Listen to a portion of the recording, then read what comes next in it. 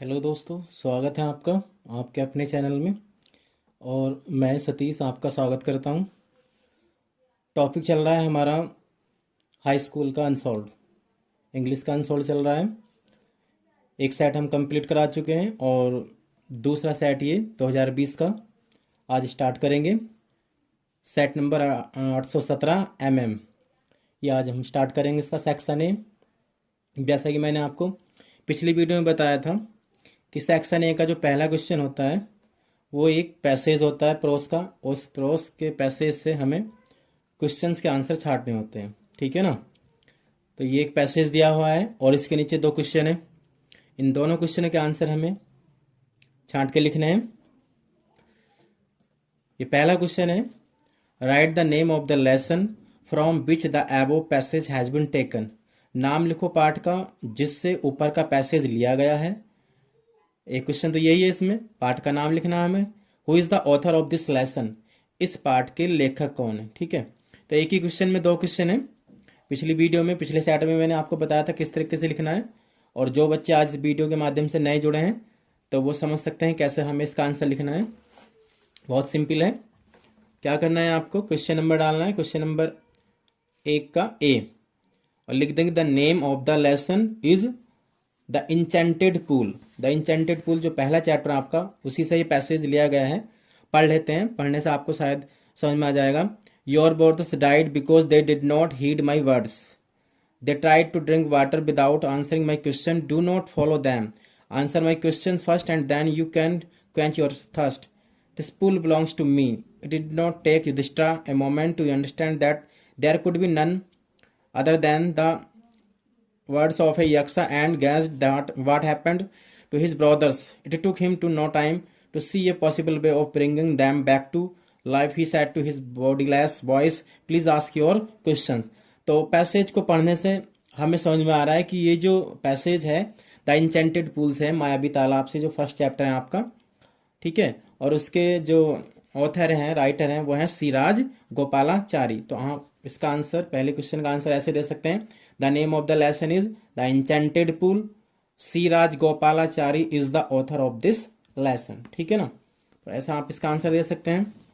दूसरा क्वेश्चन इसी में है, हु वाज द ओनर, कौन था मालिक, ऑफ द पूल, तालाब का। और दूसरा क्वेश्चन इसमें जुड़ा हुआ है, why did the 4 brothers of Yudhishthira die, क्यों युधिष्ठिर के 4 भाई मर गए थे, ठीक है ना। तो आप सबको पता है, अभी हमने पढ़ा है, पूल का मालिक कौन था, यक्षा था। तो पहले क्वेश्चन में हु के स्थान पे क्या लिख देंगे हम, यक्षा, कि Yaksha was the owner of the pool, ठीक है। इतना आंसर हो जाएगा। फिर इसी में दूसरा क्वेश्चन है कि युधिष्ठिर के 4 भाई क्यों मर गए थे। तो इसका आंसर शुरू में दे रखा है बच्चों, देखो, your brothers died because they did not heed my words, they try to drink water without answering my questions. यहां तक आप इसका आंसर लिख सकते हैं।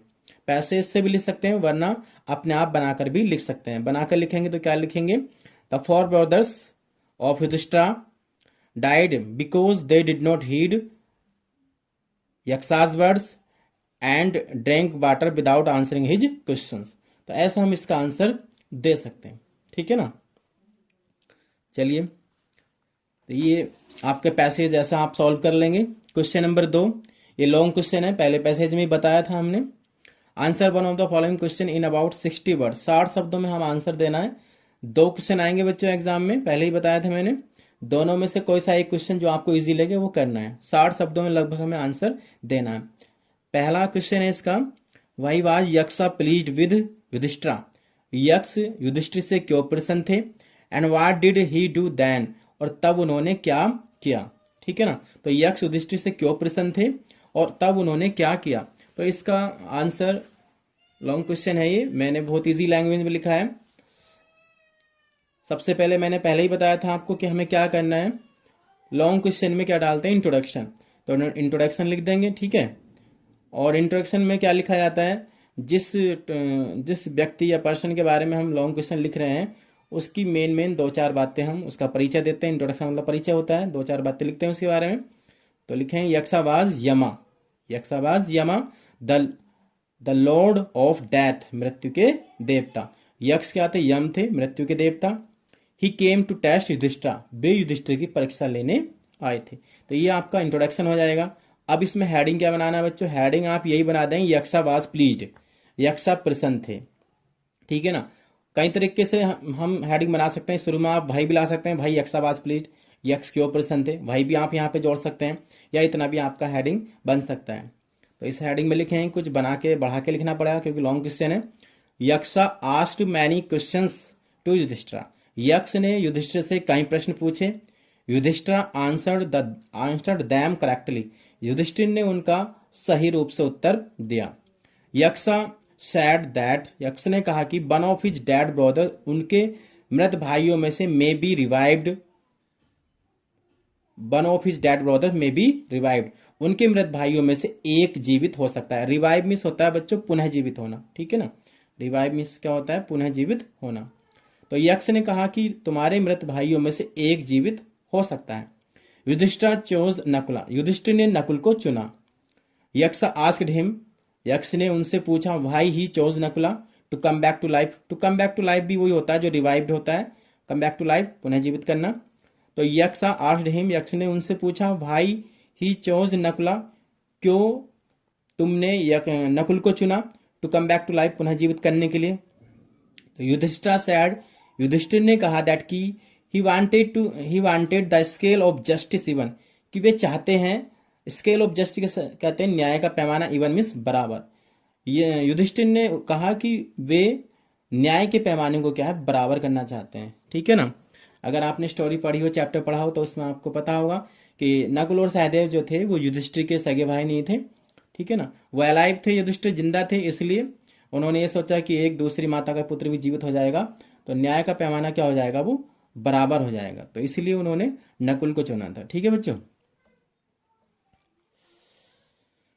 नेक्स्ट है अब कैलकुलेशन, लास्ट में कैलकुलेशन लिखते हैं। ठीक है। लास्ट का जो है, तो लास्ट का जो हेडिंग होता है बच्चों वो कैलकुलेशन होता है। सबको पता है, आपको पिछली वीडियो में बताया था।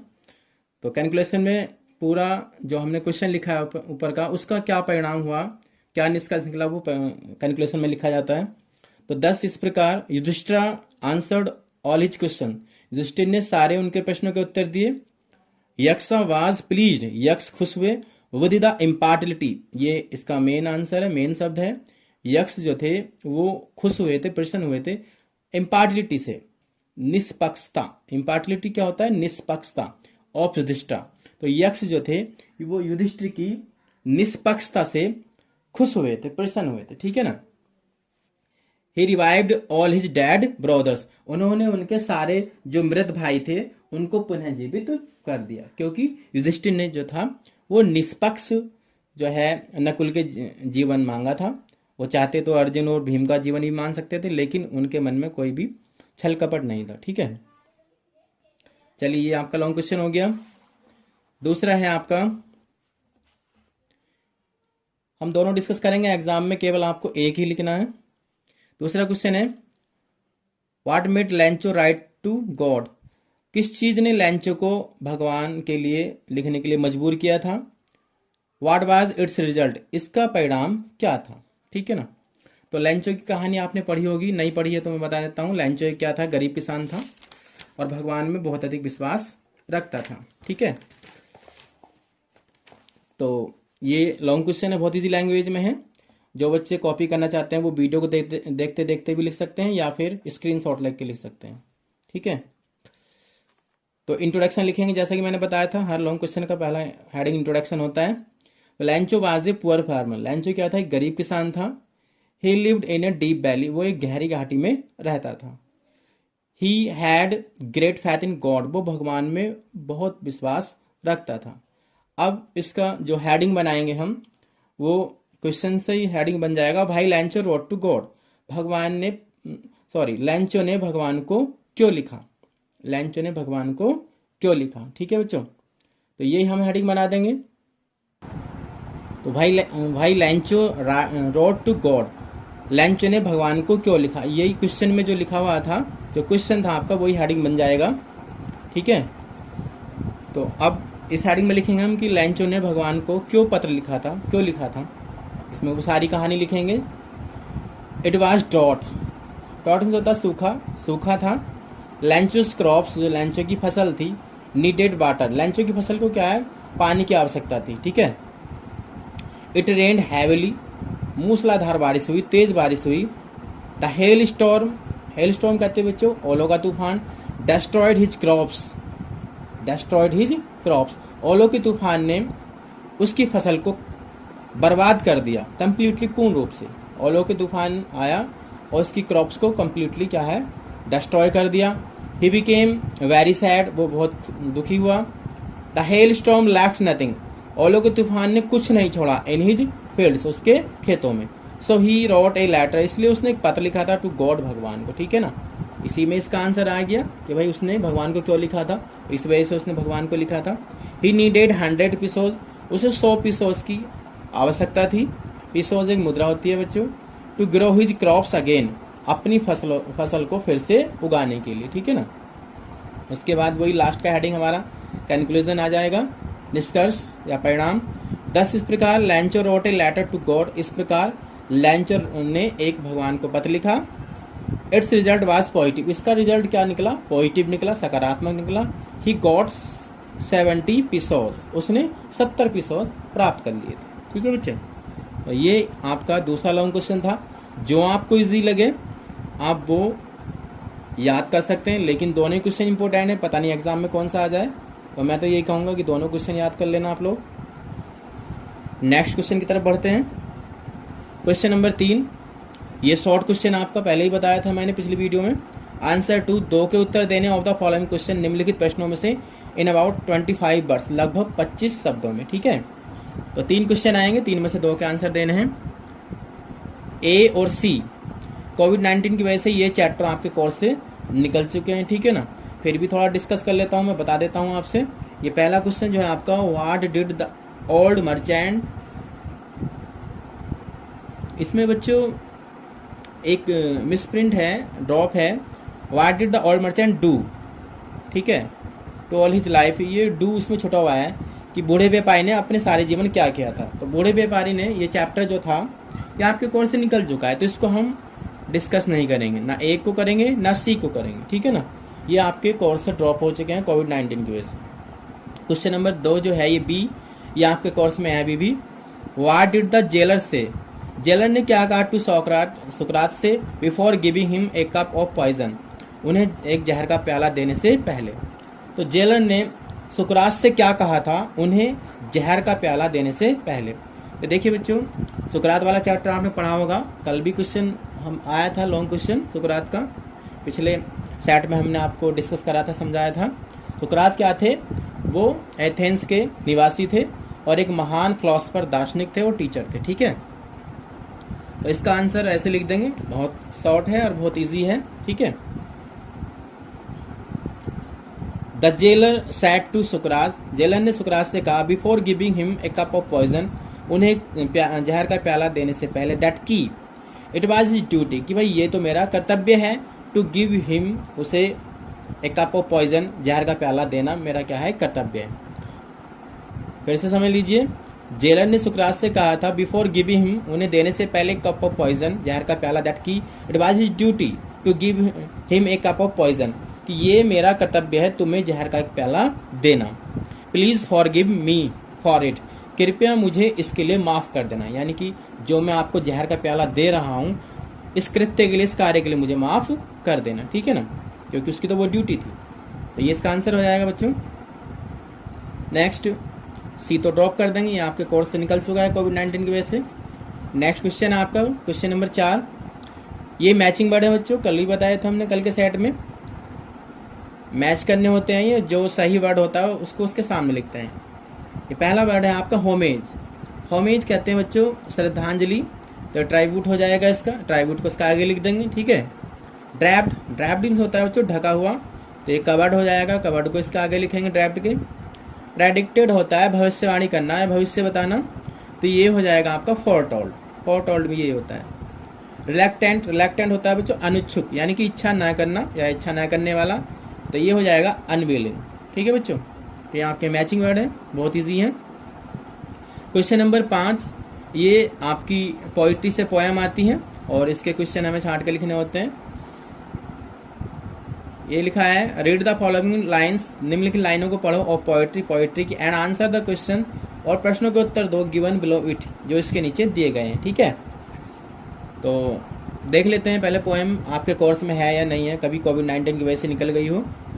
तो ये है आपकी poem, life is real, life is earnest and the grave is not its goal, dust thou art to dust returnest was not spoken of the soul.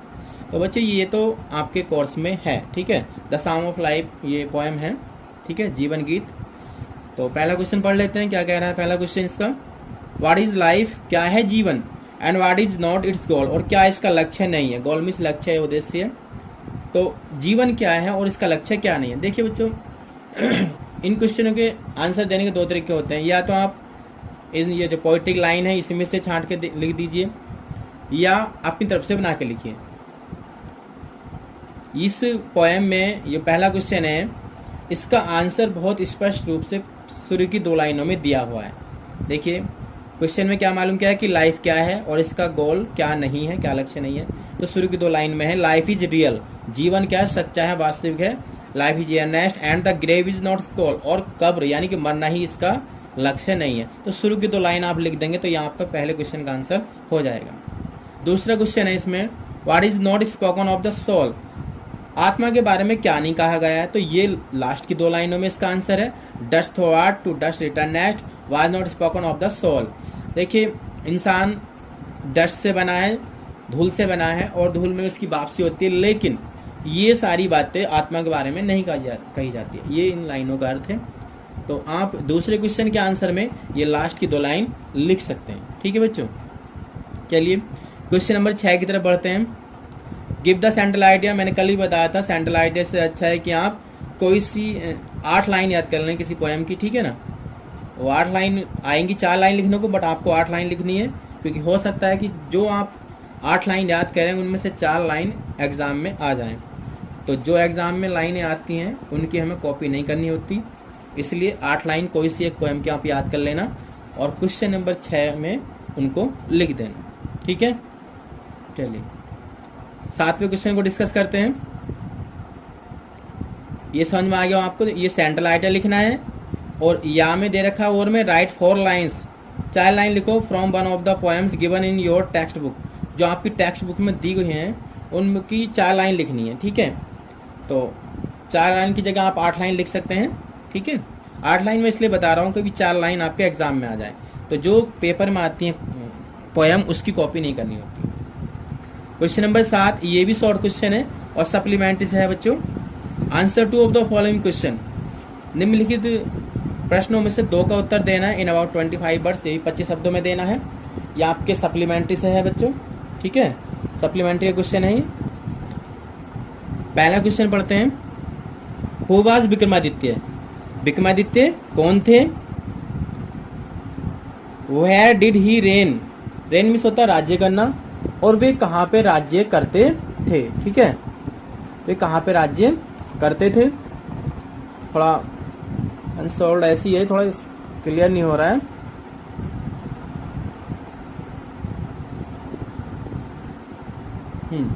तो हु वाज विक्रमादित्य, विक्रमादित्य कौन थे।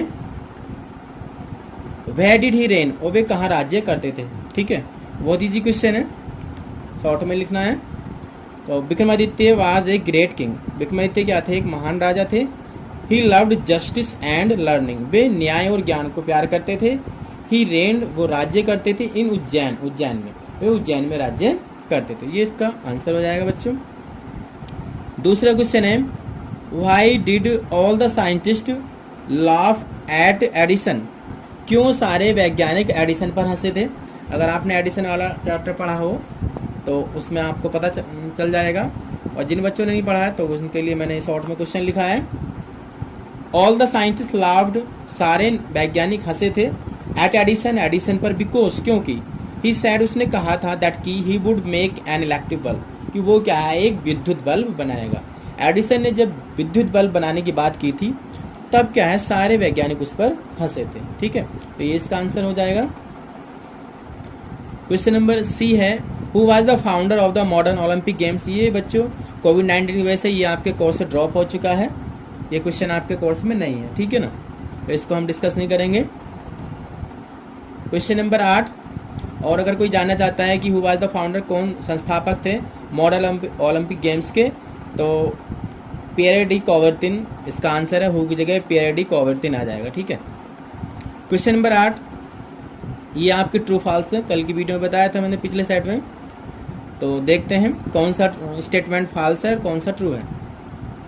Edison was never satisfied, Edison कभी संतुष्ट नहीं होता था till he got the right answer, जब तक वो सही उत्तर प्राप्त नहीं कर लेता था। तो ये बात बिल्कुल सही है, एडिसन जब तक संतुष्ट नहीं होता था जब तक वो सही उत्तर प्राप्त नहीं कर लेता था। तो इस स्टेटमेंट के आगे हम क्या लिख देंगे, ट्रू लिख देंगे, ये ट्रू है, ठीक है।